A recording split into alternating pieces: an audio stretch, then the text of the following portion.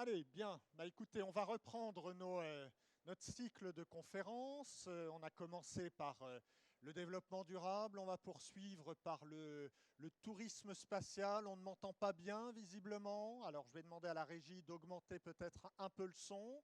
Est-ce que là, c'est mieux? C'est beaucoup mieux. Voilà. Alors, je le disais, on va être ensemble pendant 1 heure. On va aborder un sujet qui est encore en défrichement, je dirais, le tourisme spatial. On a, c'est vrai, beaucoup d'a priori sur ce tourisme spatial. C'est vrai qu'on a l'impression que c'est réservé à une petite bande de milliardaires qui a envie de se faire plaisir et qui a, par le biais d'un caprice, envie de dépenser 150 000, 200 000, 250 000 dollars ou euros pour effectuer son vol dans l'espace. On va voir qu'aujourd'hui, grâce à nos intervenants, on va voir que le tourisme spatial, c'est bien autre chose et que ça va au contraire concerner demain, dans un avenir très proche, ça va pouvoir concerner tous les acteurs du tourisme aujourd'hui, en France notamment. Et on va pouvoir en parler avec nos intervenants qui sont là. Je vous présente tout de suite Michel Messager, que d'ailleurs je ne présente plus, mais qui est vice-président de l'IETS en haut, entre autres, IETS, Institut européen du tourisme spatial, dont nous avons la chance d'avoir le président avec nous, le général Marc Alban, qui est ici à votre droite. Le général Marc Alban qui a une longue carrière comme Michel Messager, mais lui, autant Michel Messager a une carrière très terre-à-terre, autant Marc Alban était dans les airs, dans son avion de chasse, je crois, puisque vous étiez pilote dans l'armée de l'air. Vous avez été aussi directeur du musée de l'air et de l'espace, et vous êtes aujourd'hui président de l'IETS, et vous nous direz en quelques mots ce qu'est l'IETS. Et puis nous avons également Jean-Luc Vibaud avec nous. Jean-Luc, on reparlera un peu plus longuement de vous. Vous êtes le représentant aujourd'hui en France de Virgin Galactic, c'est-à-dire que si on veut opérer aujourd'hui un voyage sur Virgin Galactic, eh bien on est obligé de passer par vous. Vous nous en direz un peu plus bientôt. Alors, Marc Alban, prenez le micro tout de suite. L'IETS, l'Institut européen du tourisme spatial, qu'est-ce que c'est ? Nous avons créé, je dis nous parce que au départ c'est une idée de Michel Messager, l'idée était tout simplement de lier le tourisme et le spatial. Quand nous nous sommes rencontrés, Michel savait que j'étais pilote de chasse, que j'avais côtoyé, on va dire, un petit peu l'espace.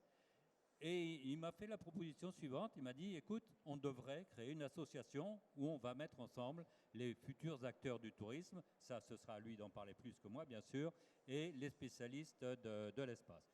Et c'est comme ça qu'il y a un peu plus d'1 an maintenant, on a réuni tout ce qui tourne autour, on dira, du tourisme spatial, des astronautes, tous les astronautes français font partie de l'association, des industriels, puisqu'on en reparlera tout à l'heure, Airbus, même Dassault participent, je dirais, à la conception de futurs avions pour aller, des petits avions pour aller dans l'espace.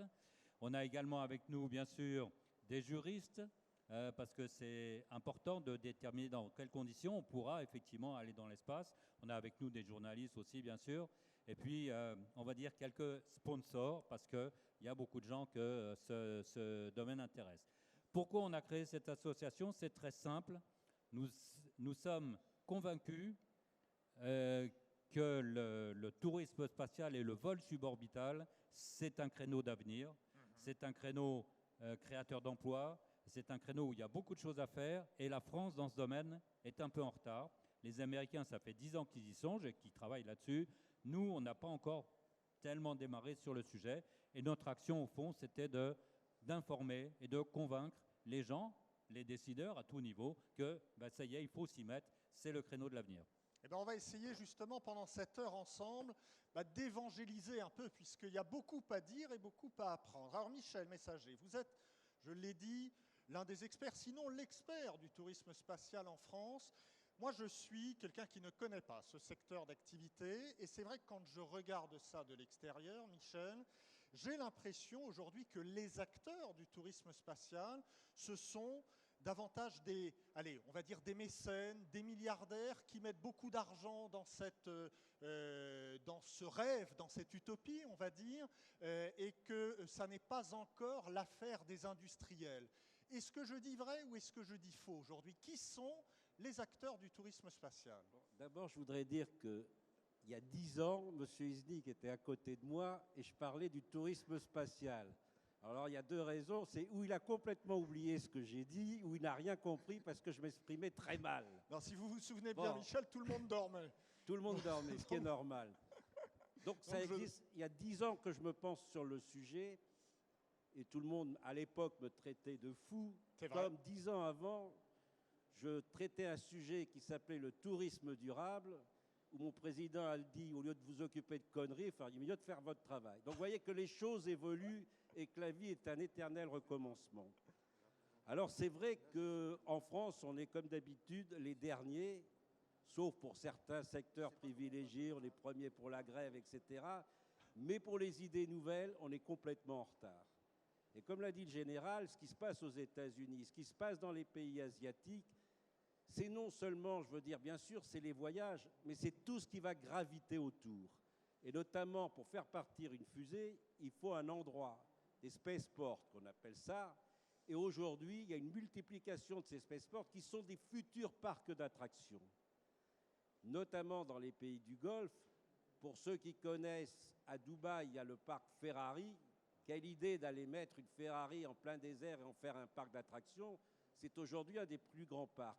Eh bien, ces pays comme l'Inde, comme l'URSS, comme les pays asiatiques vont faire des parcs d'attractions autour du tourisme spatial. Et là aussi, il ne faut pas voir uniquement le tourisme spatial comme la fusée, avec 3 ou 4 personnes qui payent 500 ou 600 000 euros, mais voir aussi toutes les applications. Et notamment, je finirai par là, je vous donnerai ça tout à l'heure en exemple, ceux qui font de l'incentive. Vous savez, les grandes opérations avec les marins, etc. Ben aujourd'hui, aux États-Unis, les grandes opérations sont faites avec les cosmonautes, avec tout ce qui est dans le domaine du spatial. Donc, première chose, quand on parle de tourisme spatial, ne pas uniquement penser aux fusées, mais penser à tout ce qui gravite autour. Alors ça, c'est une première chose, en effet, se dire que le tourisme spatial, ça n'est pas seulement des vols dans l'espace, mais ça peut être tout un tas d'animations au sol qui peuvent permettre d'attirer des touristes. Alors, ça, on y reviendra d'ailleurs avec Jean-Luc Vibaud. Mais je parlais, Michel, des acteurs aujourd'hui. Est-ce que des gens, le général Marc Alban citait Airbus, est-ce que les grands industriels aujourd'hui de l'aéronautique s'intéressent au tourisme spatial ou pas? Alors, ce qu'il faut savoir, et ça je crois que c'est extrêmement important, comme je le dis, ça c'est un lapsus de langage à chaque fois, mais c'est que tous les grands patrons, que ça soit Steve Bezos, par exemple, qui a, rappelez-moi le... Qui est le patron d'Amazon. Non. Le patron Steve, de PayPal, non. Jeff Bezos. Jeff Bezos, Jeff Bezos, qui est le patron d'Amazon. qui est le patron d'Amazon, se lance dans le tourisme spatial. Un autre patron, qui était le patron de PayPal, se lance dans le tourisme spatial. Elon Musk. On a parlé de Virgin Galactic, inutile de vous présenter son président, lui aussi se lance. Or, ce qui est important de voir, ce n'est pas des subventions de l'État, ce sont des entrepreneurs qui ont réussi. Et c'est ces gens-là qui s'intéressent à ce marché. Oui, mais est-ce qu'on est dans le mécénat ou est-ce qu'on est vraiment dans du projet Non, industriel? ils ne sont pas dans le mécénat parce qu'ils ne vont pas mettre la moitié de leur fortune pour faire du mécénat. Oui. Quand le Qatar investit dans le Paris Saint-Germain, ce n'est pas pour faire du mécénat, c'est pour vendre des maillots. Eh bien, quand le Qatar prend des parts chez Virgin, c'est pour faire du pognon, ce n'est pas pour faire du mécénat. Il n'y a plus de mécénat et comme je le dis, ce sont des entreprises privées. C'est de l'argent qui sort de leur poche. Et ça, c'est bien la première fois, je veux dire, où on voit des investisseurs investir à très très long terme. D'ailleurs, la politique aux États-Unis, c'est d'aider ces investisseurs. Dernièrement, je veux dire, le président Obama a fait une conférence en disant on se dégage, c'est à l'entreprise privée de le faire. Et ça, c'est extrêmement important parce que ces gens, non seulement ils mettent leur argent, c'est-à-dire qu'ils y croient. On passe s'amuser, on n'est plus à l'ère du fantasme.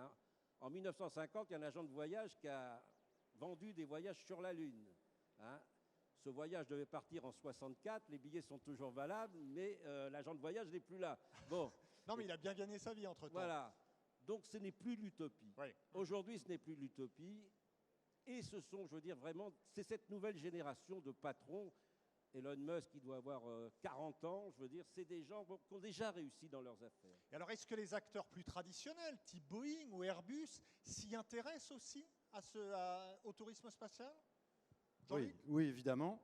Et encore très récemment, c'est pas vieux, ça date du 16 juin, Oui. le groupe Airbus a annoncé qu'en 2020, donc il mettrait sur le marché une navette spatiale qui s'appelle encore pour le moment Spaceplane, Oui. qui pourra avoir la particularité d'atterrir et de décoller de n'importe quel aéroport civil.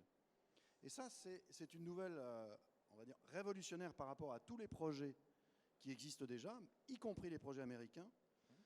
Parce que jusqu'ici, tout ce qui s'est préparé, tout ce qui se fait, y compris Virgin Galactic, ce sont on va dire, des concept cars, si on fait une analogie avec Oui. la voiture. Alors que là, on rentre dans la voiture de série, entre guillemets, c'est-à-dire un appareil qui peut décoller comme n'importe quel avion de ligne de n'importe quel aéroport, sauf que il ne va pas se limiter à 10 km, mais il va aller à 100 km, avec une double motorisation. Une motorisation standard, pour rester exactement comme n'importe quel avion de ligne, dans les règles de l'air, jusqu'à 10 km d'altitude, et une deuxième motorisation, qui n'utilise pas d'air, puisqu'il n'y a plus d'air au-dessus, pour aller jusqu'à 100 km. Alors, c'est à partir de là, justement, qu'on peut dire véritablement qu'il y a intérêt à préparer des spaceports assez rapidement, parce que le premier groupe mondial, le plus habile, on va dire, le plus sûr pour fabriquer ce type d'engin, va définitivement, et c'est stratégique pour eux, lancer ce type d'avion. Ça, c'est pour 2020-2024. 2020-2024, donc autant dire demain. Voilà, et il faut s'y préparer. Oui, c'est très important parce que 2020, c'est un objectif qui est tout à fait réaliste. On a parlé d'Airbus, on a parlé de Boeing. Boeing prépare quelque chose. On n'a pas encore parlé du Lynx X-Core. X-Core, c'est pareil, on pense que c'est cet horizon-là. Or, nous sommes en 2014. Le temps de lancer les études, le temps de réaliser les travaux, on va être à 2020. Il faut qu'on soit prêt à ouvrir un astroport, on l'a appelé comme ça, il faut qu'on soit prêt à ouvrir un astroport en 2020 pour accueillir des touristes qui paieront 15 € pour le parc d'attractions et peut-être aussi des touristes qui paieront beaucoup plus cher pour aller faire un tour. Je voudrais faire une petite précision concernant... Alors, c'est vrai qu'on entend souvent dire, oui, le prix du billet est très élevé. Oui, mais je rappelle quand même que, je connais bien le sujet, les premiers qui ont traversé l'Atlantique sur des avions qui mettaient 18h, 20h, ils payaient très très cher leurs billets. Certes. À l'heure actuelle, pour traverser l'Atlantique, c'est 500 €. Je ne dis pas qu'il y aura le même différentiel, j'en sais rien du tout, mais ce qu'il y a de sûr, c'est que quand ça aura démarré, le prix du billet va sensiblement diminuer. Alors Jean-Luc, on a vu qu'il y avait aujourd'hui, en effet, on était passé un peu du stade de recherche, de laboratoire, à des choses quand même très concrètes. Là, maintenant, voilà, on a des entreprises type Airbus qui disent, voilà, d'ici 2020, on aura un projet qui sera prêt à être mis en œuvre. Aujourd'hui, c'est quoi les produits du tourisme spatial en fait? Ça consiste en quoi? Donc c'est quoi? C'est aller sur la Lune, aller sur Mars? Non, c'est beaucoup plus simple que ça. En fait, le tourisme spatial, on ne s'en rend pas compte, mais on en fait énormément. Ne serait-ce que lorsqu'on prend un ticket pour aller visiter la Cité de l'Espace à Toulouse, on fait du tourisme spatial. Moi, quand j'ai lancé le parfum pour, je ne sais plus comment il s'appelait, pour Voyageurs du Monde, qui m'a demandé d'aller faire une opération incentive dans le désert pour un parfum célèbre, j'ai fait des démonstrations du ciel, etc. J'ai montré un petit peu ce qui se passait. C'était pour le parfum Alien, et c'était une opération de tourisme spatial. J'expliquais comment l'univers s'était créé, etc. Bon, quand j'organise des week-ends dans le désert, dans le sud tunisien, et qu'on balance sur un vidéoprojecteur des images du ciel avant de faire au rayon laser l'ensemble des constellations, c'est du tourisme spatial. Aujourd'hui, on peut envoyer ses cendres dans l'espace pour quelques dizaines d'euros. On peut effectivement monter dans un ballon hélium et aller en très haute altitude. On l'a vu avec le Baumgartner. Les Espagnols sont en train de préparer un vol public qui va emmener 4 personnes plus 2 pilotes à 32 km d'altitude. L'opération s'appelle Bloon. Et ça, c'est juste... Donc, on a une gradation, en fait, des animations. Oui. Mais, évidemment, quand on monte, par exemple, dans Space Mountain, on subit une accélération au départ. On a aussi une expérience, en fait, de tourisme spatial. C'est-à-dire qu'on subit l'accélération d'un décollage. Si on rassemble, en fait, toutes ces animations, toutes ces attractions, en partant de la plus simple, un simulateur de vol, un planétarium en 3D, une géode, et qu'on les met toutes au même endroit. On crée un parc à thème, comme disait Michel à l'instant, qui est accessible à tous les publics, sauf que, à proximité de ce parc à thème, il y a une piste de décollage et d'atterrissage, où là, on va avoir, justement, les gens vont pouvoir venir s'entraîner pour le vrai décollage, du ballon qui va à 32 km, du vol 0G à 6 000 euros, du ballon qui vaut 100 000 euros, ou du vol dans l'espace qui vaut 250 000 euros aujourd'hui. Donc, si on peut avoir le slide suivant, je vous montrerai en 2 mots de quoi on est en train de parler. Quand on est dans le... En fait, par exemple, là, ici, on a l'astroport donc de Virgin Galactic. Pour le moment, il est encore vide, malheureusement, et c'est surtout l'expérience qu'on voudrait éviter de faire. Il est ouvert, mais bon, ici, il ne passe pas grand-chose en termes d'économie. Donc, nous, on cherche un modèle économique. On veut prouver qu'il y a un modèle économique fiable. Donc, je ne sais pas si je peux passer le slide suivant. Allez-y, Jean-Luc. Alors, c'est avec le vert, là. Voilà. Bon, là, c'est simplement pour montrer qu'il y a des dessins qui ont été faits, des projets qui ont été faits dans tous les sens de par le monde. Il existe énormément de projets d'astroport. En fait, pour revenir un instant sur ce que je disais tout à l'heure, on a un environnement qui est homologué aux États-Unis. Ça veut dire qu'on part d'un endroit, on revient au même endroit, et c'est dans le désert, et il faut signer une décharge pour partir. Par contre, avec le projet d'Airbus qu'on voit là en bas, qui est le Space Plane, on part d'un endroit, on revient au même endroit, mais là c'est un aéroport civil parce qu'on est dans un environnement certifié. On est dans un environnement homologué. Et donc là, on peut imaginer, puisque c'est ouvert au grand public, on peut imaginer toutes sortes d'attractions. Alors évidemment, on va penser aux attractions standards qui sont l'entraînement de tous ces pilotes. Mais on va dire que ça concerne une certaine élite, rentrer dans une centrifugeuse, faire des vols, simuler des vols en haute altitude, etc., ou dans une piscine, ça reste quand même assez cher et ça concerne qu'une élite. En revanche, on peut élargir le sujet. On peut avoir des roller coasters qui vont simuler à chaque fois, et ce sera notre job de montrer qu'en fait, les impressions, les émotions qu'on ressent dans chaque attraction correspondent en fait à une familiarisation avec l'espace, avec les conditions de l'espace, avec du 0G. Et puis, bien entendu, on peut aller dans des choses plus simples comme le planétarium ou des engins comme on connaît déjà. Voilà. Et l'idée, c'est bien de rassembler tous ces éléments, de les mettre à l'intérieur d'un parc, et on fait déjà travailler un certain nombre aujourd'hui au sein de l'association. On fait travailler des architectes sur des ensembles qui sont extrêmement ambitieux et qui intègrent en fait toutes les données d'un parc à thème qui concernerait l'espace, en une sorte de futuroscope de l'espace, mais qui intègre à la fois l'autonomie en énergie, l'autonomie même en nourriture. On pense même pourquoi pas imaginer des restaurants et des hôtels qui vont être alimentés en autonome par des structures intérieures. Bon, on peut aller et attirer de la même manière donc la recherche, les space camps, les jeunes qui veulent s'intéresser à tout ça, et recréer pratiquement une station spatiale avant éventuellement d'aller directement dans l'espace. Alors Marc Alban, et puis après je vais revenir à Michel et Jean-Luc. Alors, je voudrais revenir un instant sur ce que vient de dire Jean-Luc. Il y a un aspect qui est très important sur le plan architectural. Un aspect qui est très important, ce qu'on veut et ce qu'on a demandé aux architectes de réfléchir à ça. Ce qu'on veut, c'est quand les gens arriveront à 2 ou 3 kilomètres de la zone, ils aient l'impression d'arriver à une base lunaire, si vous voulez, en quelque sorte. Donc quelque chose qui sera entièrement couvert et très étendu. Quelque chose de vraiment innovant c'est le rêve. Au fond, on est là pour donner du rêve. Voilà. À ce propos, d'ailleurs, là aussi, j'insiste sur cet aspect. Toute notre démarche consiste à, j'allais dire, démocratiser l'accès à l'espace. Et je crois que c'est ça qui est important, justement, pour les agents de tourisme qui sont là. Alors tiens, d'ailleurs, moi je vais rebondir là-dessus et en interrogeant Michel et Jean-Luc. Démocratiser l'espace. En même temps, quand on vous entend, on a l'impression que le tourisme spatial, finalement, va se diviser en deux. D'un côté, les vols dans l'espace qui seront réservés à une élite parce que beaucoup trop cher, et puis de l'autre côté, en effet, les animations au sol qui vont être réservées au tout un chacun, comme moi, parce que je ne pourrais pas, je n'aurai jamais les moyens de m'offrir ce vol spatial. Est-ce que c'est un peu comme ça, malgré tout, que les choses sont en train de se dessiner? Pour moi, je compare toujours les spaceports un peu à ce qui se passe à Indianapolis. Oui. Indianapolis, vous avez les voitures, n'importe qui peut rouler s'il a de l'argent et s'il peut s'acheter une écurie. Puis il y a les spectateurs. Mais ce qu'on ne sait pas, c'est qu'autour, derrière, il y a plein de parcs d'attractions basés sur l'automobile Et il y a un quatrième cercle où il y a toutes les entreprises qui sont un peu de haute technologie de l'automobile. Et je veux dire, c'est plus que des spaceports qu'on va avoir, c'est des centres d'intérêt spatial.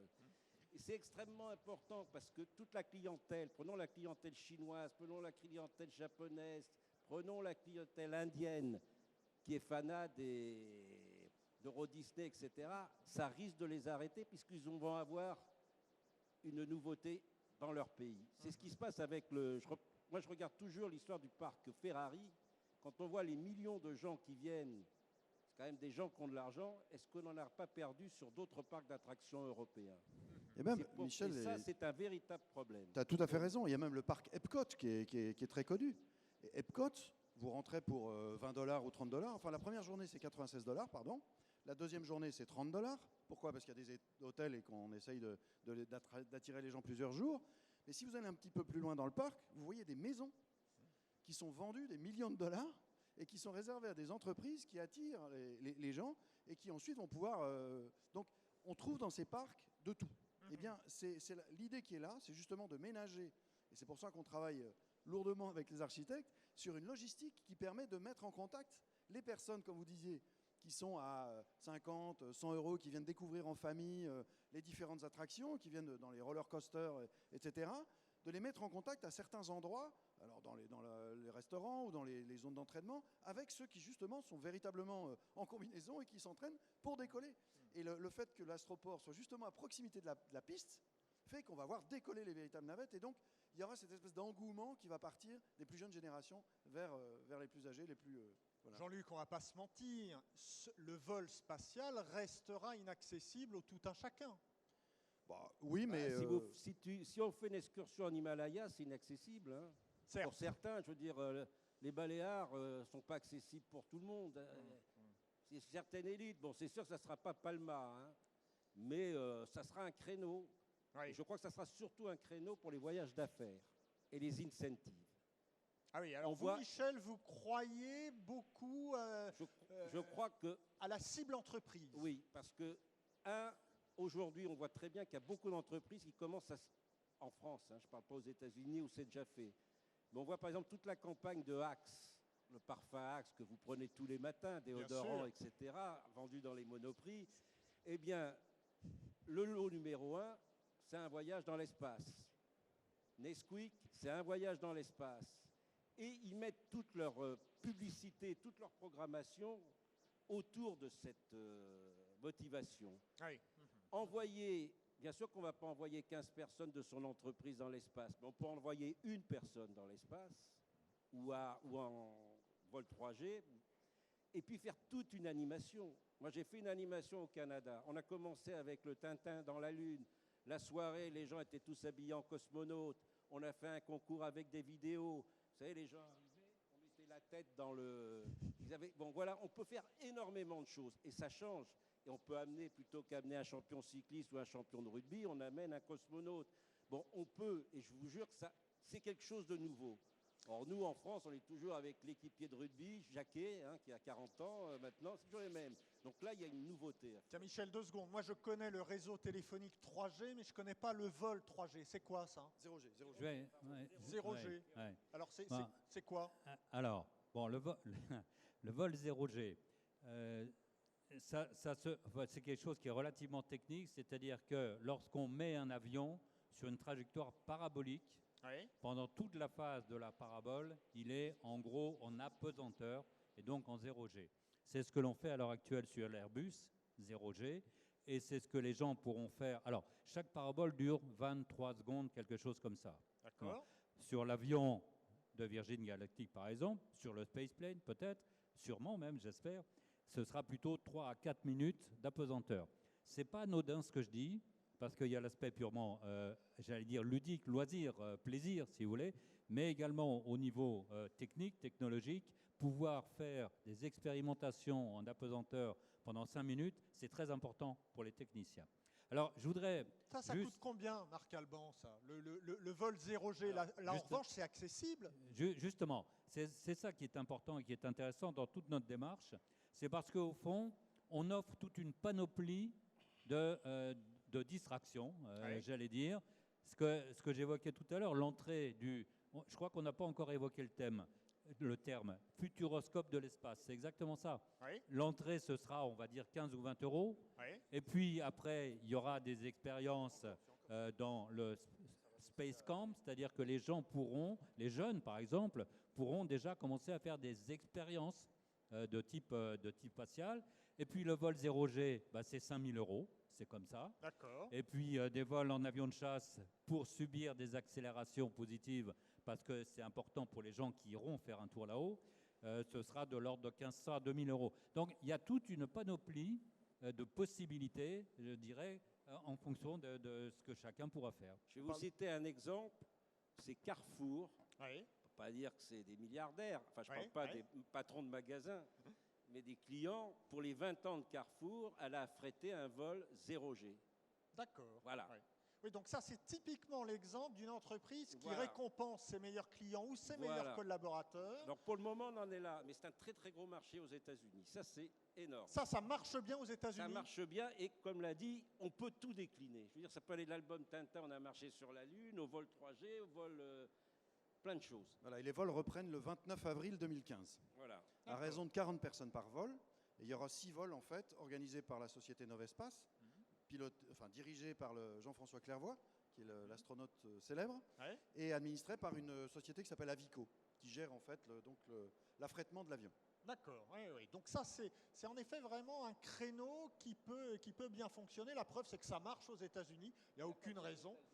Il n'y a pas qu'aux États-Unis. Par en exemple, plus. au Japon, ils ont lancé les mariages.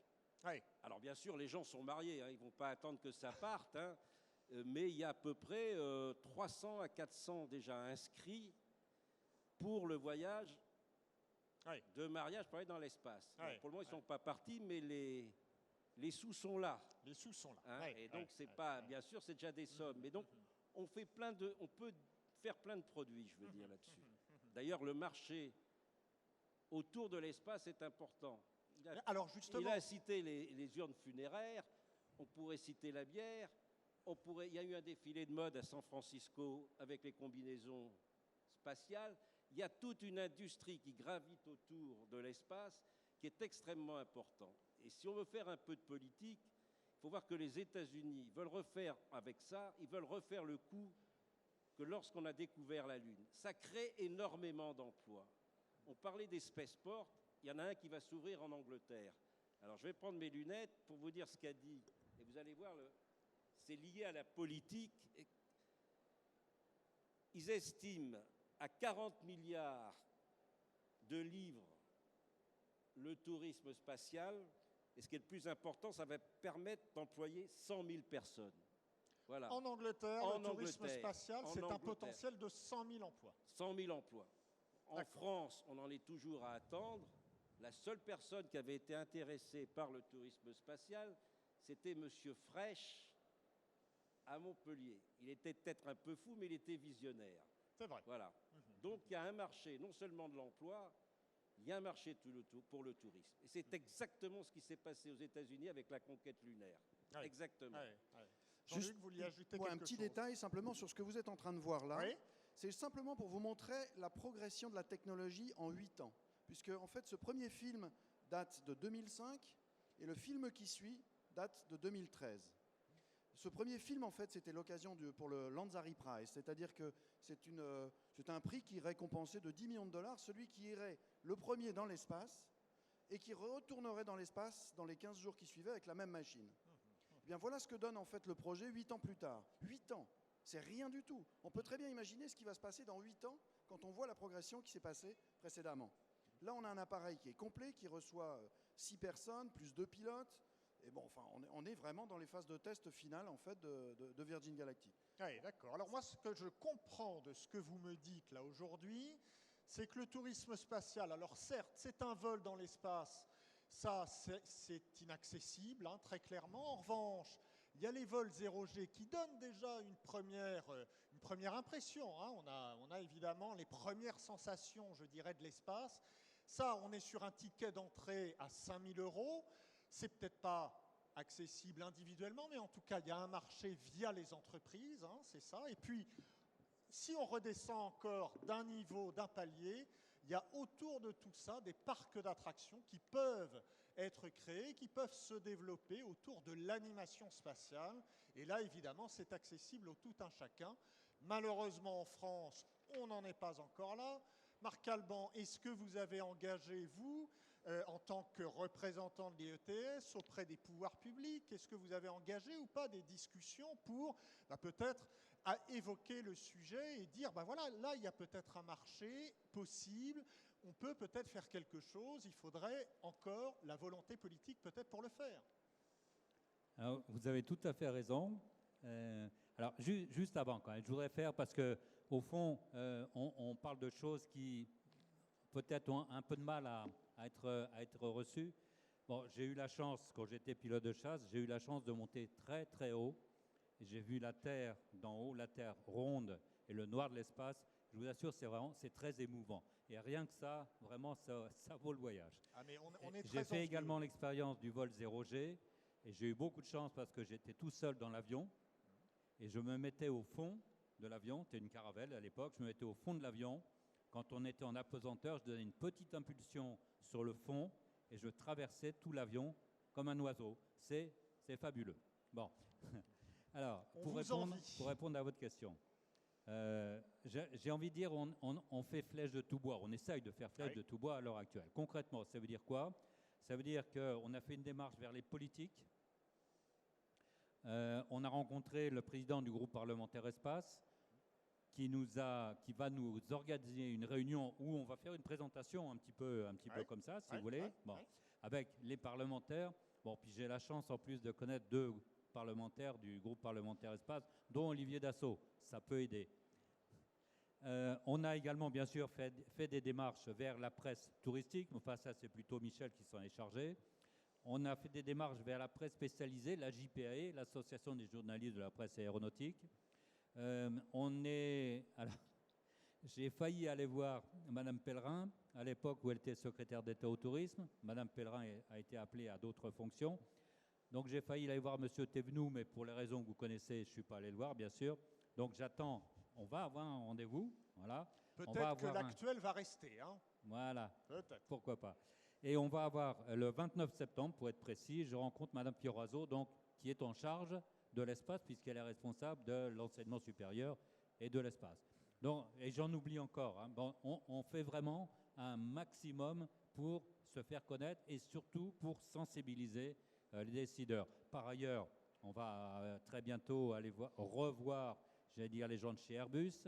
On est en contact avec les Suisses, on n'en a pas encore parlé des Suisses, le Swiss Space System, qui est une holding suisse avec laquelle travaillent Dassault et Thales Alenia Space.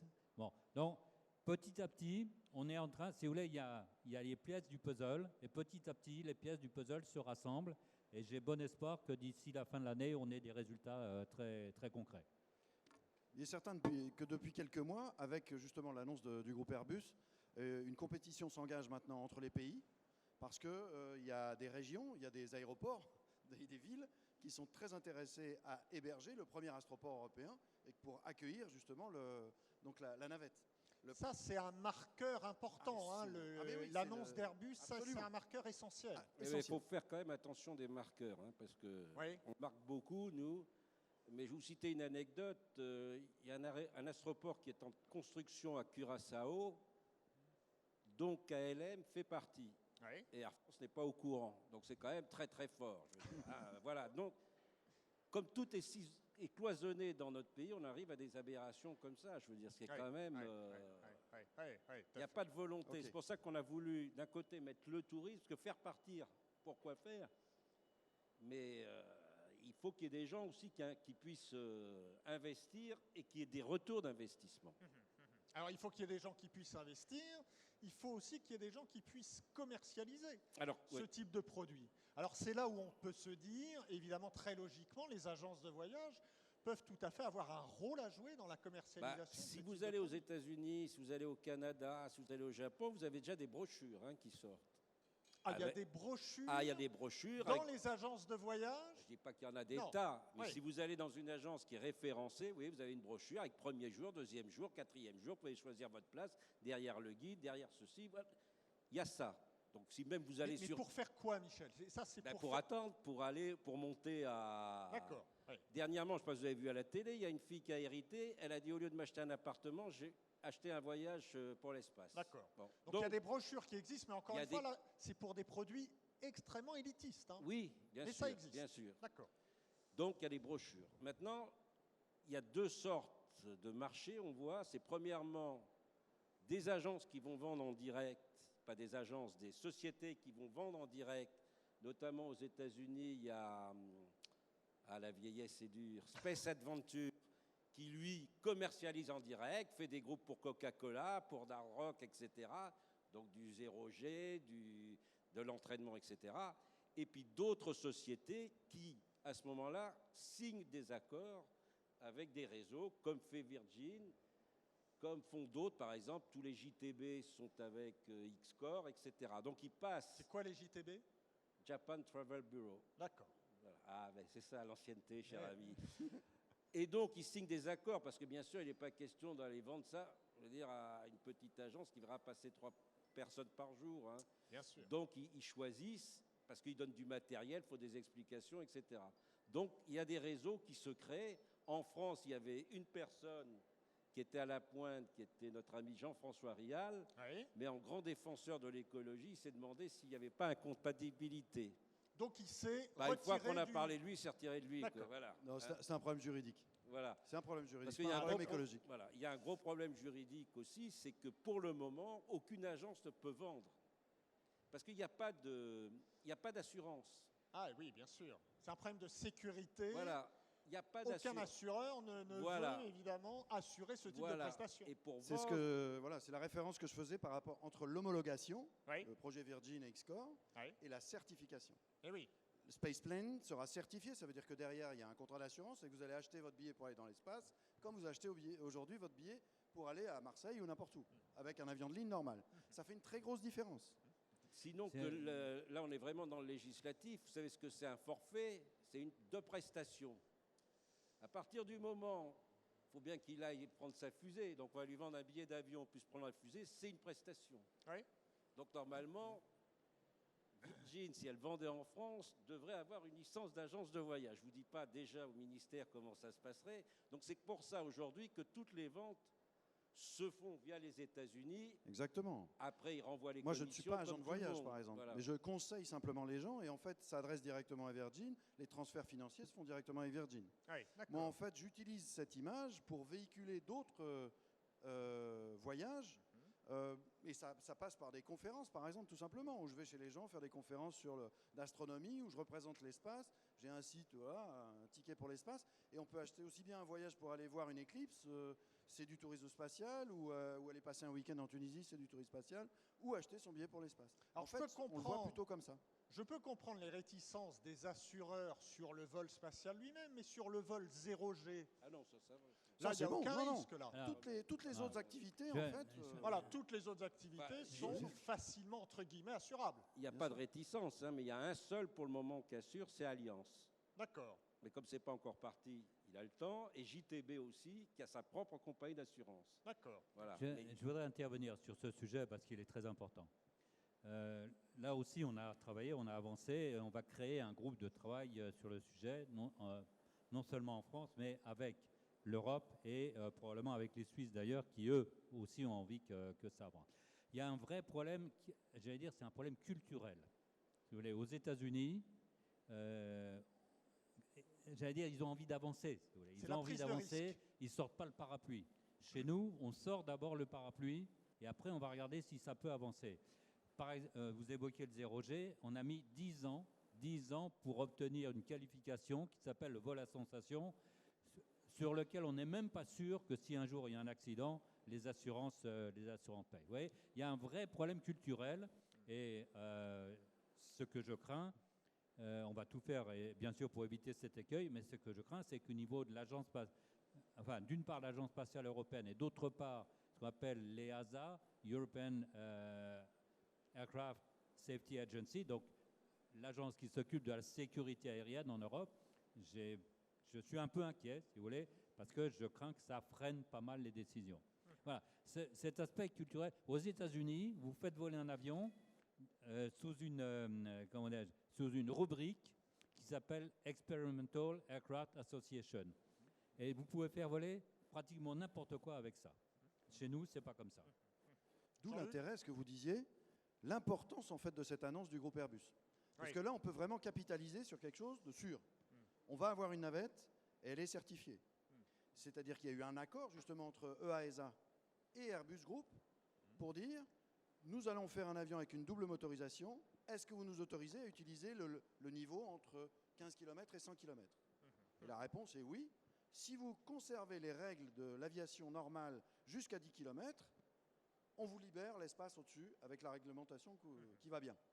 Donc c'est très important parce que nous, derrière, on peut imaginer effectivement qu'il y aura cette fois donc, des contrats d'assurance, qu'il y aura donc la possibilité de décliner, et donc Astroport et Parc à Thème, etc. Et un véritable modèle économique qui vient se greffer derrière ce projet. Ce qui n'est pas le cas actuellement pour Virgin Galactic ou les projets américains.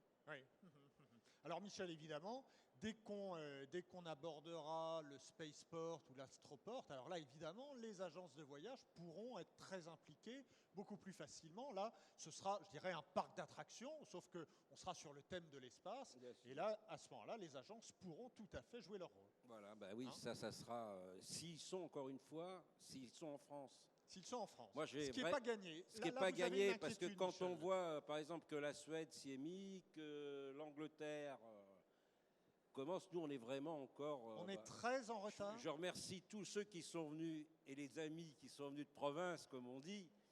Mais soyons clairs, on voit bien l'intérêt du tourisme spatial. Il y avait une journaliste qui est vite partie, d'ailleurs. Ça n'intéresse personne. Ça n'intéresse... À part vous... Je fais une rubrique sur Tourmac, j'ai toujours 504 gens qui me lisent. C'est pas mal. Oui, c'est les mêmes, je pense. Hein, parce que, bon, et c'est ça la France, je veux dire, c'est ça. Donc on est en retard, ça n'intéresse personne. Les gens, je vois bien, le temps qu'on passe. Moi, j'ai fait un livre, je veux dire, qui est... Oui, mais parce que Michel, peut-être... Moi, je ne suis pas tout à fait d'accord avec Michel, parce que... On est entre initiés pour le moment. Ouais, mais il faut défricher. Moi, j'ai pas peur. Quand on a commencé les premières conférences, il y a 25 ans, sur Internet, il n'y en avait pas beaucoup dans la salle. Mais oui, mais aux États-Unis, ils étaient déjà partis. Puis après, on dit ils ont de l'avance. C'est un peu le problème de cette réglementation. Ouais. Je ne connais pas le responsable du tourisme, comme on a dit, de l'avion au Sénat. À mon avis, il a dû commencer, je pense, sur un breguet, quoi. Voilà. On n'a pas de... Il nous manque des jeunes, c'est vrai, on est dans toutes ces couches, c'est très difficile. Allez parler au ministre du tourisme spatial, il va me dire, attendez... Jean-Luc, vous n'êtes pas d'accord, mais en même temps, est-ce que justement, là, c'est pas le signe d'un a priori, parce que c'est vrai que quand on ne connaît pas du tout l'activité, on se dit, tourisme spatial, c'est réservé à une élite. Et qu'à une élite, alors qu'on a compris dans ce que vous nous disiez que justement, au contraire, ça pouvait être... l'aviation a été... Au début, l'aviation était à une élite. Regardez Downton Bay, le train était pour une élite. Tout a été pour une élite au départ. Les Baléares, c'était une élite. Là, il faut citer quelques chiffres quand même. Parce que, au niveau professionnel, l'espace représente 300 milliards de dollars par an. Bon, les satellites, etc. Donc là, on a déjà une idée de ce que peut représenter le spatial. Si on regarde juste l'exemple de Virgin Galactic, qui n'a pour le moment fait voler personne. Il y a quand même 700 personnes qui se sont inscrites à 200 000 $, de 48 nationalités. Bon, certes, 87% d'hommes, 13% de femmes. Bon. Mais le marché, je veux dire, pour quelque chose qui fait partie du rêve, c'est quand même pas mal. Après, bon, il y a évidemment toutes les autres sociétés qui sont concernées. Dans le domaine professionnel, comme on citait SpaceX tout à l'heure, mais Xcore vient de vendre, comme disait Michel tout à l'heure, 300 billets à des Chinois à 70 000 $ pièce. Je viens de vendre le premier vol pour le ballon à hélium à un Parisien qui veut absolument monter à 32 km, etc. Ça commence juste. Ça coûte combien? 110 000 €. 110 000. Bon, voilà. Les vols 0G, bon, ils remplissent les avions. Chaque fois, ça ouvre et 10 minutes après, les 40 sièges sont remplis. Donc, il n'y a jamais moyen de trouver une place. Personnellement, je fais des conférences sur astronautique, sur la découverte de l'espace. j'en fais partout et c'est toujours un accueil absolument incroyable de toutes les générations. Donc je pense que l'espace concerne tout le monde et intéresse tout le monde. Simplement, les gens ne voient pas comment, qu'est-ce qu'ils peuvent faire véritablement. Ils pensent que c'est réservé à une élite, etc. Alors que, ne serait-ce que d'aller dans le spectacle que j'ai été voir en 3D à la Cité de l'Espace à Toulouse hier, c'est juste fantastique, quoi. Et on en apprend énormément, d'où on vient, et ce qu'on est, etc. Ah non, mais dès lors qu'on s'adresse à un plus grand nombre, forcément, et qu'on arrivera à le faire comprendre, hein, eh bien peut-être que les obstacles se lèveront. Marc Alban. Ce que je peux vous dire, à contrario, c'est que le jour où effectivement, soit Virgin, soit Space Plane, soit X-Core ou j'en sais rien, fera son premier vol, là je vous garantis que les gens vont se précipiter. Ouais. On a encore un problème de crédibilité sur cette affaire, Oui. et ça va bouger. Alors justement, tiens, Jean-Luc, le premier vol, c'est pour quand le premier vol spatial? C'est ce que dit Marc Alban. Le jour où il y aura ce premier vol, là, il y aura peut-être un effet d'entraînement. Alors, il y a eu en 2005, donc vous l'avez vu, le Lanzari Prize. Il y avait 24 participants. Ouais. Aujourd'hui, on va dire, il en reste 4 qui sont véritablement dans la course. D'accord. Donc, X-Core, qui utilise une motorisation LOX-méthane et qui annonce des vols pour 2016. Ouais. Virgin C'est Galactic crédible ou pas? avec un seul pilote. Un Ah seul oui. pilote, un seul passager. D'accord. Donc on est vraiment dans le vol homologué, hein. On n'est pas Oui. vraiment dans le vol... bon, Donc on met de côté. on le met un petit peu de côté. Alors Virgin Galactic, bon, il devait partir en 2009. Premier test, vous l'avez vu sur ce film. Vous avez un peu de propulsé. retard, Jean-Luc. Oui, il y a beaucoup de retard, beaucoup de retard. Je leur dis régulièrement à Londres, mais ça n'a pas l'air de... Bon. Et mais ils ont des problèmes techniques, évidemment, hein, on pouvait s'y attendre. Les tests se poursuivent. Richard Branson annonce qu'il va voler début 2015. Bah, je pense que les vols commerciaux ne sont pas avant 2018. D'accord. 2018, Voilà. vols commerciaux pour Oui, Virgin. oui. Et alors après, on arrive à Space Plane. Et je ne suis pas loin de penser que, vu qu'ils ont présenté leur projet en 2007 au Salon du Bourget, puis qu'après on en a plus entendu parler jusqu'à ces dernières semaines, allez, je me demande s'ils ne pourraient pas partir avant 2020. Ah, Mais bon, voilà, on n'en sait pas beaucoup plus. Le groupe reste très confidentiel sur le sujet. bon, on peut se dire que c'est à horizon, allez, 2-3 ans. Hein. Oui. D'ici 2-3 ans, a priori, on devrait y arriver. Et à la limite, nous, ça nous intéresse moins de savoir exactement quand est-ce que ça va partir. Ce qui nous importe, c'est de savoir dans quelles conditions ça va partir et si justement ça va être certifié et sécurisé. Oui. Parce qu'à partir de ce moment-là, on peut capitaliser sur cet objectif et construire un modèle économique pour accueillir ce projet. Oui. Et c'est donc l'histoire du parc à thème et toutes ces déclinaisons. Oui. Nous, on va attirer les gens à travers notre parc d'attractions, et un jour, la cerise sur le gâteau, il y en a qui pourront effectivement aller faire un tour. On a oublié de parler du S3, du système suisse, qui serait plutôt 2025, d'après ce que je sais. Bon. Et on a oublié de parler d'une autre attraction. Enfin, on l'a un peu évoqué, mais c'est important parce qu'elle peut arriver beaucoup plus vite que les autres. Ce sont les fameux ballons qui permettront d'emporter sous une espèce de soucoupe 4 à 5 personnes à 35 km, quelque chose comme ça. Et ça, il est très possible qu'ouvre 2016-2017, que ce soit tout à fait réaliste. Ça, c'est ce qu'évoquait Jean-Luc avec À l'heure un ticket actuelle, à voilà. 110 000. À l'heure c'est actuelle, ça. on travaille Espagnols, avec, ouais. Voilà. Les avec Espagnols, les Américains. deux compagnies. Compagnie espagnole qui s'appelle Obloon ou Zero Two Infinity, peu importe, et une compagnie américaine qui s'appelle Worldview. Et ça, pourquoi je dis que c'est tout à fait réaliste? Tout simplement parce qu'envoyer des ballons à hélium à 40 km, on l'a fait il y a 40 ans avec Audouin Dollfus, on l'a fait il y a 5 ans avec Baumgartner. Donc les problèmes techniques, ils sont résolus. Oui. Donc ça, c'est quelque chose qui peut se réaliser assez vite. Oui, d'accord. Bon, Jean-Luc ? on a quand même 2 petites bonnes nouvelles, mais j'aimerais bien, je vais te laisser la parole pour éventuellement les annoncer sur les 2 villes qui sont intéressées. Oui, alors ça fait partie effectivement des démarches qu'on a entamées. On est allé d'une part à Marignane. Alors pourquoi? Au fond, je vais faire plus simple. Il y a 2 sites qui nous paraissent les plus propices, je dirais, au développement de cet astroport, Marignane et Bordeaux. D'une part parce qu'ils sont proches de la mer et pour les raisons qu'expliquait Jean-Luc ou Michel, je ne sais plus tout à l'heure, dès qu'on est au-dessus de la mer, on est dans un contexte juridique qui est beaucoup plus simple. Et deuxièmement, il y a des emprises foncières qui permettent de le faire. À Toulouse, c'est pas le cas? Alors, Parce que c'est Toulouse, vrai qu'on pense naturellement à Toulouse. Toulouse a beaucoup d'inconvénients. d'abord, il y a la Cité de l'Espace, qui n'est pas forcément un inconvénient, mais c'est idiot de monter quelque chose en concurrence de la Cité de l'Espace. On shoot la Cité de l'Espace si on fait ça. Hein. Deuxièmement, Toulouse est loin de la mer. Troisièmement, il y a beaucoup moins, c'est important aussi de le dire, il y a beaucoup moins de touristes qui visitent Toulouse que Marseille, enfin les environs de Marseille ou les environs de Bordeaux.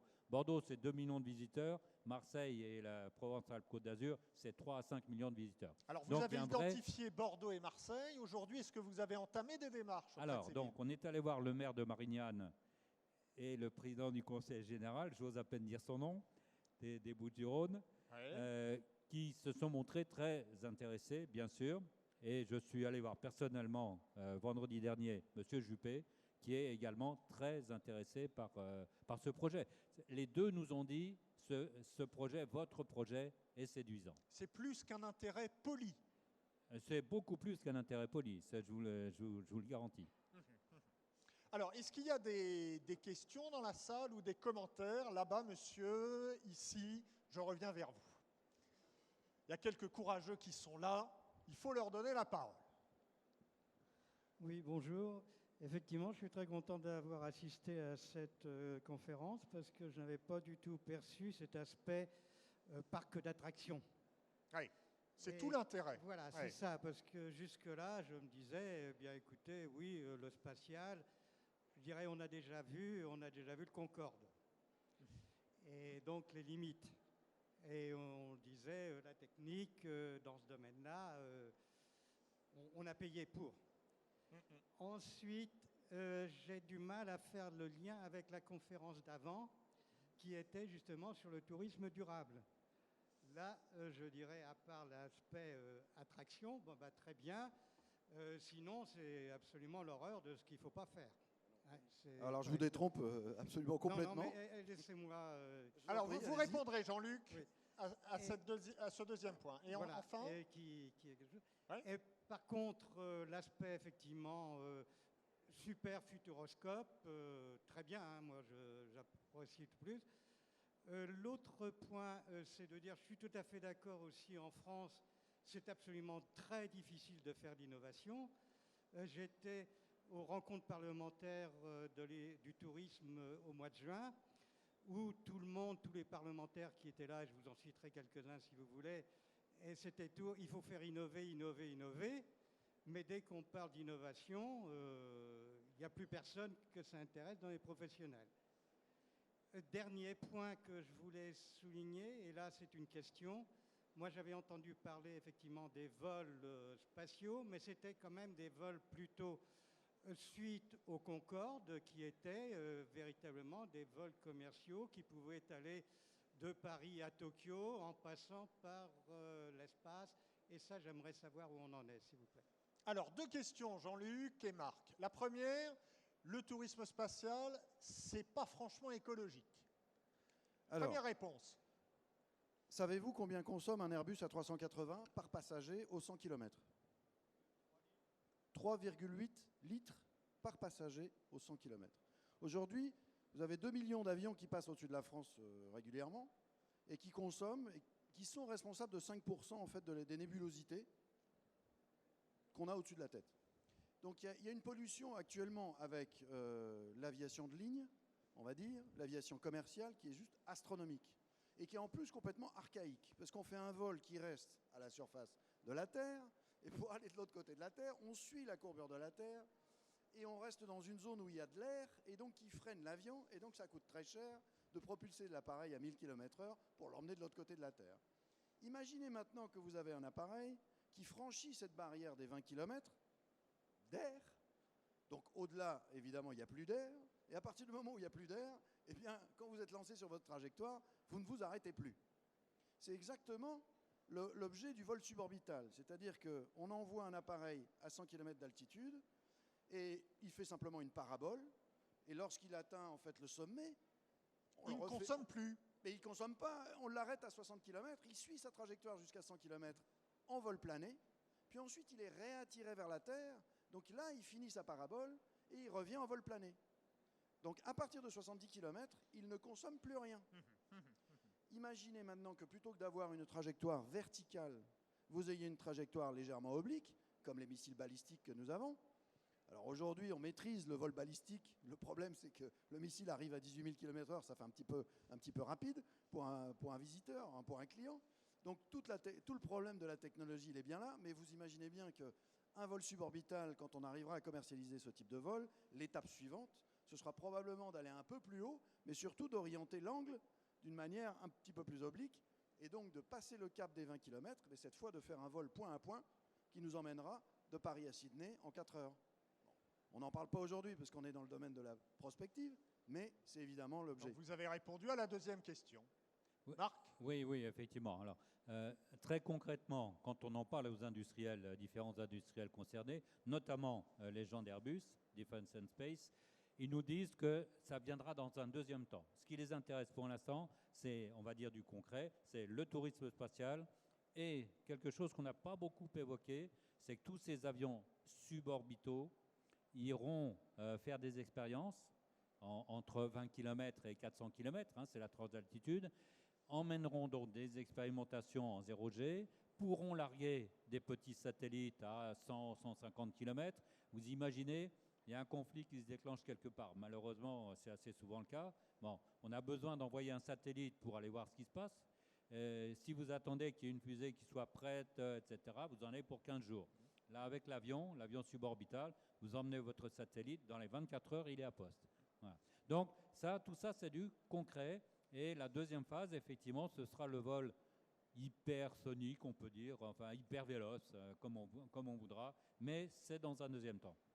Alors ici, il y avait une remarque ou un commentaire ou une question. Allez-y, monsieur. Oui, bonjour. Vous l'avez un peu évoqué. Le touriste dans l'espace, qu'est-ce qu'il fera en fait? Donc ça va durer combien de temps? Il va passer 3, 4 jours, 5 jours? Est-ce qu'il va tourner autour de la Terre pour voir un peu les pays? Alors très bonne question. Alors, qu'est-ce qu'on va faire dans l'espace? Alors on n'est pas dans ce contexte, si vous voulez. Si vous voulez aller faire le tour de la Terre pendant plusieurs jours, il faut aller sur la Station spatiale internationale. Il n'y a pas d'autre solution. Alors ça, c'est 20 millions. Oui, c'est un peu cher. C'est 20 millions d'euros. Bon, en gros, hein, c'est bon. Voilà. Donc, si vous voulez passer une semaine, effectivement, j'en rêve, hein, moi, personnellement, mais bon, si vous voulez passer une semaine là-haut, c'est un petit peu cher. Alors, ça veut dire qu'un vol spatial type Virgin Galactic, ça durera combien de temps? Alors, 1h30 à 2 heures. Oui, c'est 2h30. Il y a 3 jours de préparation et 2h30 de vol. D'accord. Et il y a 4 minutes d'apesanteur. Voilà, ça c'est Bon, très concret. Hein, donc ça veut dire en clair que vous pourrez admirer la Terre pendant en gros 1h30, hein, sensiblement, et puis vivre ce moment merveilleux que j'évoquais un petit peu tout à l'heure, qui est l'apesanteur. Je ne vais pas vous assommer, mais ce que je veux dire, c'est que 20 millions, ça paraît énorme. Bon, mais c'est clair que plusieurs années de monde, ça va descendre, les prix vont descendre. Mais il faut savoir que c'est un marché énorme. Il y a de grosses... Aujourd'hui, on est en train de préparer des hôtels spatiaux. Et ce n'est pas n'importe qui, c'est celui qui a des chaînes aux États-Unis, je ne sais plus, genre Holiday Inn, etc. Bigelow, il s'appelle. Il faut savoir aussi qu'il y a une université aux États-Unis qui apprend à servir dans l'espace. Je veux dire, ce n'est pas pour s'amuser qu'ils font ça. Hilton travaille depuis 5 ans sur une conception d'hôtel lunaire. Nos amis, alors ça vous irez sans doute pendant vos vacances, mais nos amis de Playboy sont en train aussi de concevoir. Donc tout ça, ça paraît complètement débile, mais ça va arriver d'autant plus vite, je veux dire, que les choses s'accélèrent. Alors ça sera peut-être dans 10 ans ou dans 15 ans, mais tout ça, il y a quand même des gens qui travaillent. Et encore une fois, ce qui est important, ce n'est pas des chercheurs. Vous savez ce que disait De Gaulle à propos du CNRS? Il dirait, le CNRS, les gens, c'est des chercheux. Mais moi, je veux des trouveux. Donc, c'est quand même des gens qui payent de leur denier. Donc, ce n'est pas des fous. Donc, c'est qu'on va y arriver. Et toutes ces choses, on est complètement au début, je veux dire, du tourisme spatial. Il faut savoir qu'on parle de Mars aussi. Hein, bon. Pour rester plus en réponse par rapport à votre question, le ballon hélium, par exemple, c'est 5 heures. Donc c'est 1h30 d'ascension à peu près, mais là c'est très lent, c'est très calme, c'est très doux. Puis ensuite on est pris par les vents catabatiques et on se déplace en fait à 30 km d'altitude pendant 2-3 heures. Là, on vous sert un petit déjeuner que vous avez choisi vous-même. Vous écoutez la musique que vous voulez. Vous êtes dans une surface à 360 degrés avec des sièges qui sont orientés vers l'extérieur. 2 pilotes qui manipulent le ballon. Et ensuite, un parachute qui redescend. Donc le ballon est simplement dégonflé. Le parachute se libère, se déploie de la cabine, hein, bien entendu. Donc c'est pas les passagers. Mais la cabine, en fait, est suspendue sous ce parachute. Et là, il faut à peu près 1 heure à peu près. Donc là, c'est un vol de 5 heures dans des conditions de confort vraiment beaucoup plus importantes, on va dire, que le vol suborbital. Michel, vous avez excité ma curiosité. Nos amis de Playboy vont faire quoi? Ils sont en train de travailler sur un hôtel à 100 km avec machine à sous et tout. Il y a déjà des photos qui sont sorties. Non, mais Donc là, c'est vraiment pour s'envoyer en l'air. Là, c'est le mot. je l'attendais. Évidemment, Celle-là, je évidemment. disais, c'est quand même un peu long, quoi. Hein. L'espace Réveillons la appartient à salle. tout le monde. Hein, là, Et donc, on fait ce si qu'on vous veut. êtes intéressé, vous faites tourisme spatial, vous regardez tout ce qu'il y a, mais tous les jours, il se passe quelque chose. C'est Monsieur énorme. avait quelque chose à ajouter ou à demander. J'étais impressionné par le film. Le micro tout près, voilà. J'étais impressionné par le film Apollo 13, où l'on voit que la rentrée dans l'atmosphère, c'est vraiment quelque chose de périlleux. Tout ça, c'est réglé. Rentrer dans l'atmosphère, il faut un bouclier thermique. Enfin, je suppose que les avions sont équipés. Alors ça, c'est très simple. Enfin, très simple si on veut, c'est jamais simple. Apollo 13, ils sont rentrés dans l'atmosphère à une vitesse bien supérieure à celle à laquelle rentrera l'avion suborbital. L'avion suborbital, il va arriver en gros à 3000 km/h et il va être freiné par les couches de l'atmosphère très gentiment, si je puis dire, avec quand même une accélération de l'ordre de 4G. Mais il n'y a pas du tout les phénomènes de frottement, d'échauffement, etc., Oui. qu'on a effectivement vécu avec Apollo 13. Apollo 13, il rentrait d'une altitude. En gros, il rentrait de à la 28 Lune. 000 km/h. Voilà. À quelle là, vitesse? Et oui, 28 000. Quelle vitesse? 28 000 28 000 km/h. km/h. C'est la vitesse pour rester en orbite. Voilà. Tandis que là, il sera à l'arrêt. Le vol de Virgin ou ceux qui vont aller en suborbital sont lancés et ensuite s'arrêtent. Et là, ils sont réattirés vers la Terre par gravité. Donc, ils sont à l'arrêt. Donc, l'échauffement est vraiment minimum. Est-ce qu'il y a une autre remarque ici? Mademoiselle. 5 heures. Si. Allez-y. Bonjour. Bonjour. Alors, pour la faire courte, moi j'habite au Canada. Je suis une Française du Canada maintenant, au Canada. On dirait pas. Hein. Ça pas vous rend tellement tout de suite l'accent, sympathique. hein, Non, vraiment. mais j'ai vécu 2 ans au Québec et après je suis Oh. partie. Mais là, je peux le faire, tabernacle. Donc, j'ai un ami qui a vendu 2 voyages avec Virgin Galactic. Si je suis agent de voyage en France, je ne peux vendre rien du tout dans l'espace? Non. Vous pouvez Ou est-ce vendre. qu'il y a un moyen de Si, passer vous- par Virgin Galactic Canada? Apparemment. Il faut vendre par un représentant, par exemple, de Virgin, qui lui ne peut pas encaisser, c'est-à-dire c'est Virgin qui va encaisser. Voilà. Et après, on vous donnera la commission. Mais la loi ne vous permet pas de vendre un produit qui n'existe pas. En France, oui, il faut avoir une assurance. Hein. Quand vous Voilà, vendez un il faut voyage, une- il faut voilà. une assurance. Mais ce n'est pas un produit touristique, donc vous pouvez pas, vous pouvez pas le vendre normal. Et c'est ça le problème. Donc Virgin- il faut s'adresser à Jean-Luc en Voilà. direct. Voilà. Il n'y a pas le choix.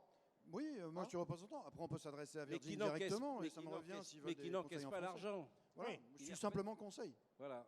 Qu'il D'accord. renvoie à Virgin. Donc, on a toujours le moyen de vendre un Toujours. voyage Ah, bien sûr. dans Oui, oui, oui. l'espace, Ah, vous pouvez venir même me s'il voir. hein, n'existe pas et qu'il n'y a pas je encore m'occupe de vous. d'assurance en France. Alors. Mais si on est agent de voyage avec une licence en France, on peut le vendre via Voilà. Virgin Galactic. Mais Voilà, vous ne pouvez exactement. pas encaisser l'argent. Et donc, vous ne pensez pas que l'engouement pour les voyages dans l'espace va commencer quand on va avoir la possibilité d'avoir des assurances? Exactement. Et À partir de là, vu qu'on va avoir la possibilité de vendre, oui, tout le monde va pouvoir les vendre, les commissions vont être énormes. bien sûr. Ah ben Mais c'est sûr. Hein. À Même partir si- du moment où on aura le space plane, justement d'Airbus, qui est dans un environnement certifié, les compagnies d'assurance vont accepter de certifier les vols, et donc les billets, et donc les agents pourront vendre. Sans ça, ils iront acheter en Angleterre, en Suisse, où là, ils n'auront pas la réglementation française. C'est Et on dommage. recommence. Merci. Monsieur, ici. Alors moi je suis de Suisse. Ah, ben voilà, on a toutes les Eh, je nationalités signale que représentées. on n'a pas beaucoup de monde, mais international. Mais voilà, hein. exactement. Hein. Mais alors, question, si je prends l'exemple de Virgin Atlantic, vous me dites, bon, on veut vendre ça par les agences de voyage, on rétrocède, je ne sais pas, 10% de commission. Quel est votre avantage de perdre, entre guillemets, 20 000 $ par billet si de toute façon tout le monde vous court après? Pourquoi passer par une agence si de toute façon tout le monde veut prendre ça avec vous? Je ne comprends pas très bien votre question. Pourquoi travailler avec une agence de voyage qui vendrait du vol galactique? Oui. Et qui prendrait sa commission au passage, voilà, c'est ça? Qui prend sa commission au passage, en sachant que tout le monde, de toute façon, vous contacte en direct. Et voilà. La question est simple et elle a le mérite non, mais c'est vrai, de poser le problème. Enfin, si je suis à votre place, je me dis pourquoi est-ce que je vais rétrocéder actuellement 4 millions ou 4 milliards des agences alors que je pourrais les prendre pour moi? Oui, non, le marché est extrêmement honnête déjà. Non, attendez, le marché il est extrêmement étroit déjà. Donc les agences de voyage, quand elles connaissent le nombre, il y a 18 Français qui se sont inscrits. Combien? 18. Sur les 18, en fait, moi quand je suis rentré, j'ai pris la licence en 2007. Je ne l'ai pas payé déjà. J'ai été voir Virgin, je leur ai dit, est-ce que voilà, je veux représenter, je suis passionné par votre truc, donnez-moi la licence. Ils m'ont dit, pas de problème, vous êtes le premier, on vous la donne, puis en plus, vous avez l'air passionné, donc vous allez bien faire. Effectivement, ça a été très avantageux pour eux, parce que j'ai dû faire une centaine d'interviews, vidéos, de la presse, de la radio, j'ai tout fait. Et je pense que Voyageurs du Monde était assez satisfait du résultat de ce point de vue-là. Donc, communication. Maintenant, sur les commissions, véritablement, moi j'en ai vendu 5 depuis 2007. Et en fait, je me suis aperçu que mes petits amis de Virgin Galactic, ils ne me repassaient pas toujours les leads, quoi. Donc, de là à ce qu'il y ait des agents de voyage qui viennent me voir pour essayer de prendre une commission, moi, évidemment, je ne les refuse pas du tout, parce que de toute façon, il y a tellement peu de marché que de toute façon, ça n'intéresse pas grand monde. C'est QFD, non? Vous avez vendu 5 voyages depuis 2007? Voilà. Et la commission, je vais vous dire, elle est très simple, c'est 2,5%. Ah, d'accord. Et comme il y a des gens qui payent que 20 000 $, bon, maintenant, c'est plus possible, c'est 250 000. Donc 20 000 $, 2,5%, ça ne va déjà pas très loin. Donc je vous rassure, on ne vit pas avec ça. Mais en fait, ce qui était intéressant pour moi, c'est d'être en veille et d'être dans un poste d'observation qui me permettait de rencontrer tous les acteurs du marché. Et effectivement, ça c'est de manière à ce que le jour J, et je pense que le jour J, il n'est pas très loin, je sois time to market. Et c'est le plus difficile dans cette activité qui est quand même extrêmement innovante, c'est d'être just in time, comme on dit dans le marché. Donc voilà, je pense qu'on est dans les années qui viennent, on est just in time. Moi, j'ai cette vision et c'est pour ça, là, je reviens sur IETS, je fais juste un petit message de publicité pour IETS. L'information que nous délivrons dans notre association est une bonne information. C'est-à-dire que sur le plan technique, nous avons des gens qui sont très capables de répondre à la vérité de la technologie qui existe aujourd'hui. On a des astronautes, on a des journalistes spécialisés, des pilotes de chasse, des représentants du tourisme. Et donc, si vous adhérez à l'association, vous aurez l'information véritable et vous pourrez faire la part des choses entre le marketing et la technologie. Alors en fait, Allez, Marc Alban, vous avez le dernier mot. Il m'a piqué ma conclusion en fait. Voilà. Si vous avez été intéressé, et j'espère que vous avez été intéressé, d'abord diffusez le message. Il est vraiment en train de se passer quelque chose en France. Ça, c'est clair. La deuxième chose, la meilleure information, vous l'aurez effectivement si vous passez par nous. Moi, je vous propose simplement de prendre votre cotisation pour l'Institut européen du tourisme spatial. Merci. Merci pour cette page promotionnelle. En tout cas, merci beaucoup à vous trois, parce qu'on en a quand même appris beaucoup sur le tourisme spatial et on a surtout essayé de contrarier ces a priori, en effet, sur le tourisme spatial réservé à une élite. En tout cas, merci à vous et je vous donne rendez-vous demain matin pour la suite du cycle de conférences. Bonne fin de journée.